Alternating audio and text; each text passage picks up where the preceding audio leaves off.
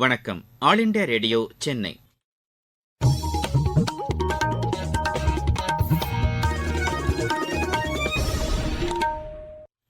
மாநிலச் செய்திகள் வாசிப்பவர் மணி துரைசாமி.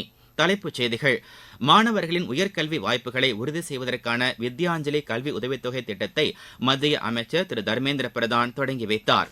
ஒரே நாடு ஒரே தேர்தல் நடைமுறைக்கான உயர்மட்ட குழு நேற்று 3 கட்சிகளின் பிரதிநிதிகளுடன் ஆலோசனை நடத்தியுள்ளது. தமிழக சிறைகளில் உள்ள 12 ஆயுள் தண்டனை கைதிகளை முன்கூட்டியே விடுதலை செய்ய மாநில அரசு உத்தரவிட்டுள்ளது. காவிரி டெல்டா மாவட்டங்களில் 4 லட்சம் டன் வரை நெல் சேமிப்பதற்கான மேற்கூரையுடன் கூடிய கிடங்குகள் அமைக்கப்பட்டிருப்பதாக உணவுத்துறை அமைச்சர் திரு சக்கரபாணி தெரிவித்துள்ளார்.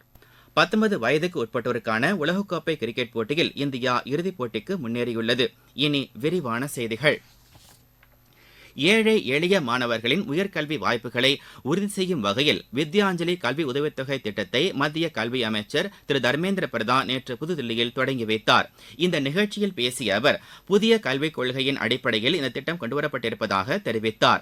இந்திய தொழில்நுட்ப கல்விக் கழகம், தேசிய தொழில்நுட்ப கல்விக் கழகம் உள்ளிட்ட உயர்கல்வி நிறுவனங்களில் சேருவதற்கு மாணவர்களை ஊக்கப்படுத்தும் வகையில் இந்த கல்வி உதவித்தொகை திட்டம் கொண்டுவரப்பட்டிருப்பதாக அவர் தெரிவித்தார். இந்த திட்டத்தின் கீழ் 14,000 மாணவ மாணவியர் மத்திய அரசின் உயர்கல்வி நிறுவனங்களில் சேர்ந்திருப்பதாக அவர் கூறினார். ஒரே நாடு ஒரே தேர்தல் முறையை நடைமுறை கொண்டுவதற்காக முன்னாள் குடியரசுத் தலைவர் திரு ராம்நாத் கோவிந்த் தலைமையில் அமைக்கப்பட்ட உயர்மட்ட குழுவினர் நேற்று புதுதில்லியில் 3 கட்சிகளின் பிரதிநிதிகளுடன் ஆலோசனை மேற்கொண்டனர். மார்க்சிஸ்ட் கம்யூனிஸ்ட் கட்சி சார்பில் திரு சீதாராம் யெச்சூரி, திரு நிலோபாத் பாசு, திரு முரளிதரன் ஆகியோர் கலந்து கொண்டனர். திரிணாமுல் காங்கிரஸ் கட்சி சார்பில் திரு சுதீப் பந்தோபாத்யாய், திரு கல்யாண் பந்தோபாத்யாய் ஆகியோர் பங்கேற்றனர்.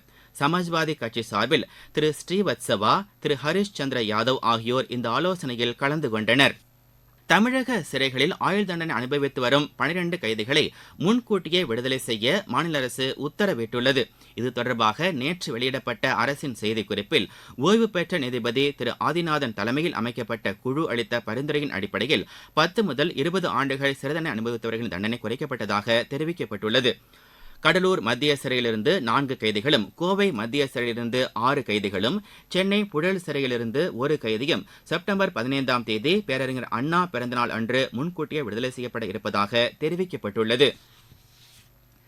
ஸ்பெயின் பயணத்தை முடித்துக்கொண்டு முதலமைச்சர் திரு மு க ஸ்டாலின் நேற்று சென்னை புறப்பட்டார். முன்னதாக அவர் வெளியிட்டுள்ள சமூக வலைதள பதிவில், தமது பயணத்தின் போது சிறப்பான ஒத்துழைப்பை அளித்த ஸ்பெயின் நாட்டில் உள்ள இந்திய தூதரகத்திற்கு நன்றி தெரிவித்துள்ளார்.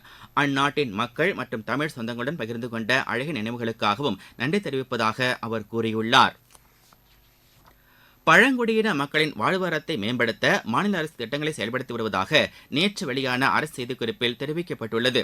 கன்னியாகுமரி மாவட்டத்தில் காணி பழங்குடியின மகளிர் குழுவுக்கு மாநில அரசு சார்பில் அளிக்கப்பட்ட 25 லட்சம் ரூபாய் பூத்தொழில் நிதியை கொண்டு மதிப்பு கூட்டப்பட்ட மலையக தேன் விற்பனை செய்வதன் மூலமாக பழங்குடியின மக்களின் வாழ்வாதாரம் மேம்பட்டு வருவதாக தெரிவிக்கப்பட்டுள்ளது.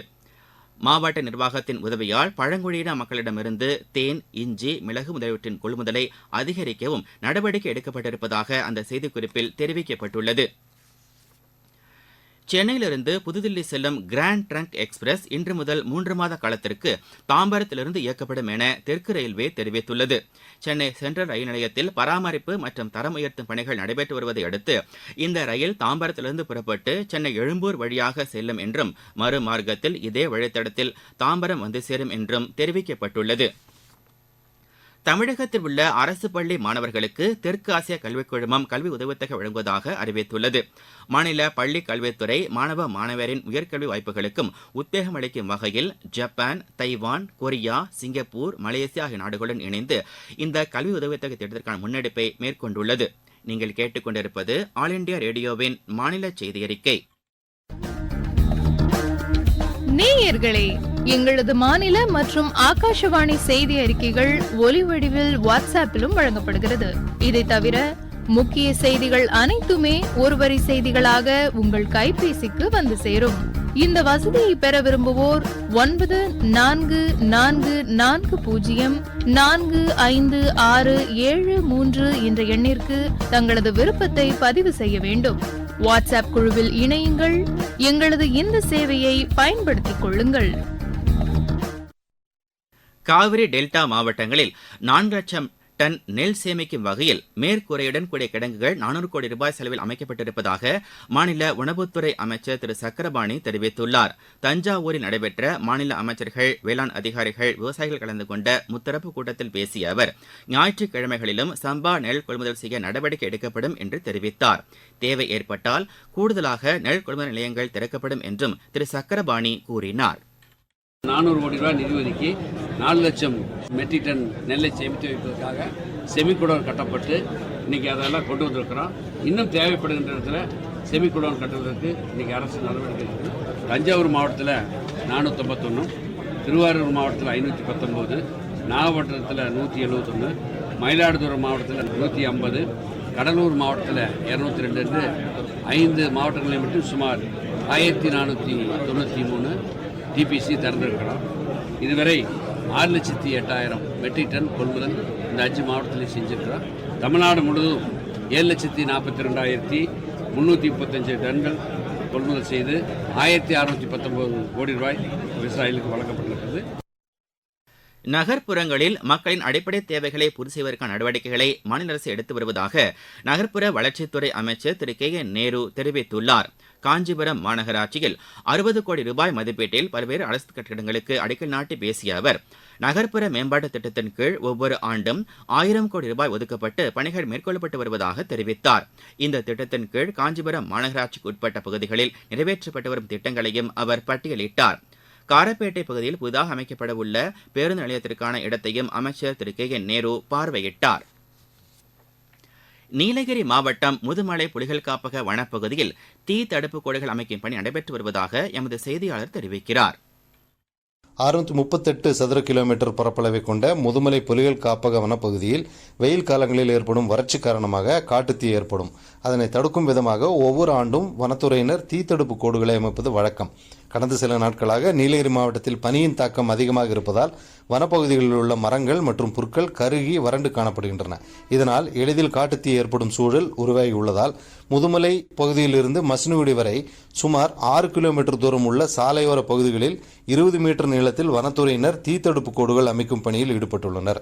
சுமார் 30க்கும் மேற்பட்ட வேட்டை தடுப்பு காவலர்கள் இந்த பணியை மேற்கொண்டு வருகின்றனர். உதகையிலிருந்து சரவணன். இருவரி செய்திகள்.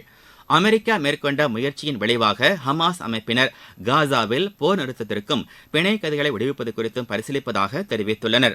தேசியவாத காங்கிரஸ் கட்சியின் பெயர் மற்றும் சின்னத்தை அஜித் பவார் தலைமையிலான பிரிவு பயன்படுத்திக் கொள்ள தேர்தல் ஆணையம் அனுமதி வழங்கியுள்ளது. 6 நாள் பயணமாக நேற்று மாலை புதுதில்லி வந்துள்ள கயானா பிரதமர் திரு மார்க் பிலிப்ஸ் இன்று குடியரசுத் தலைவர் திருமதி திரௌபதி முர்மு, குடியரசு துணைத் தலைவர் திரு ஜெக்தீப் தங்கர் ஆகியோரை சந்தித்து பேசவுள்ளார். பங்களாதேஷ் நாட்டின் வெளியுறவுத்துறை அமைச்சர் டாக்டர் ஹசன் மஹமூத் 3 நாள் அரசுமுறை பயணமாக இன்று புதுதில்லி வருகிறார். நாமக்கல் மாவட்டம் திருச்செங்கோடு காந்தி ஆசிரமத்தின் 100ஆண்டு தொடக்க விழா நேற்று நடைபெற்றது.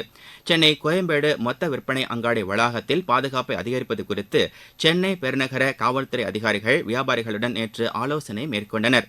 திருப்பத்தூர் மாவட்டத்தில் உள்ள கிராமப் பகுதிகளில் கோழிகளுக்கு கழிச்சல் நோய் தடுப்பூசி போடுவதற்கான முகாம்கள் இம்மாதம் 14ஆம் தேதி வரை நடைபெறுவதாக மாவட்ட ஆட்சியர் திரு தர்பகராஜ் தெரிவித்துள்ளார். விளையாட்டுச் செய்திகள். 19 வயதுக்கு உட்பட்டோருக்கான உலகக்கோப்பை கிரிக்கெட் போட்டியில் இந்தியா இறுதிப் போட்டிக்கு முன்னேறியுள்ளது. நேற்று பினோயில் நடைபெற்ற அரையிறுதிப் போட்டியில் தென்னாப்பிரிக்காவை 2 விக்கெட் வித்தியாசத்தில் வென்று இந்தியா இறுதிப் போட்டிக்கு தகுதி பெற்றது. முதலில் விளையாடிய தென்னாப்பிரிக்கா நிர்ணயிக்கப்பட்ட 50 ஓவர்களில் 7 விக்கெட் இழப்பிற்கு 244 ரன் எடுத்தது. பின்னர் களமிறங்கிய இந்தியா 48.5 ஓவரில் 8 விக்கெட் இழப்பிற்கு 248 ரன் எடுத்து வெற்றி இலக்கை எட்டியது. கேலோ இந்தியா குளிர்கால விளையாட்டுப் போட்டிகளின் முதல் பகுதி நேற்று லடாக்கில் நிறைவடைந்தது. 5 நாட்கள் லடாக் யூனியன் பிரதேசத்தில் உள்ள லேக் நகரில் நடைபெற்ற இப்போட்டிகளில் மகாராஷ்டிரா 6 தங்கம், 8 வெள்ளி மற்றும் 6 வெண்கலப் பதக்கங்களுடன் மொத்தம் 20 பதக்கங்களை பெற்று முதல் இடத்தில் உள்ளது. கர்நாடகா 2வது இடத்திலும் லடாக் 3வது இடத்திலும் உள்ளன. ஐஸ் ஹாக்கி, ஸ்கேட்டிங் உள்ளிட்ட பிரிவுகளில் இந்த போட்டிகள் நடைபெற்றன. மீண்டும் தலைப்புச் செய்திகள். மாணவர்களின் உயர்கல்வி வாய்ப்புகளை உறுதி செய்வதற்கான வித்யாஞ்சலி கல்வி உதவித்தொகை திட்டத்தை மத்திய அமைச்சர் திரு தர்மேந்திர பிரதான் தொடங்கி வைத்தார். ஒரே நாடு ஒரே தேர்வு நடைமுறைக்கான உயர்மட்ட குழு நேற்று 3 கட்சிகளின் பிரதிநிதிகளுடன் ஆலோசனை மேற்கொண்டுள்ளது. தமிழக சிறைகளில் உள்ள 12 ஆயுள் தண்டனை கைதிகளை முன்கூட்டியே விடுதலை செய்ய மாநில அரசு உத்தரவிட்டுள்ளது. காவிரி டெல்டா மாவட்டங்களில் 4 லட்சம் டன் வரை நெல் சேமிப்பதற்கான மேற்கூரையுடன் கூடிய கிடங்குகள் அமைக்கப்பட்டிருப்பதாக உணவுத்துறை அமைச்சர் திரு சக்கரபாணி தெரிவித்துள்ளார். 19 வயதுக்குட்பட்டோருக்கான உலகக்கோப்பை கிரிக்கெட் போட்டியில் இந்தியா இறுதிப் போட்டிக்கு முன்னேறியுள்ளது. இதுடன் இந்த செய்தி அறிக்கை நிறைவடைகிறது.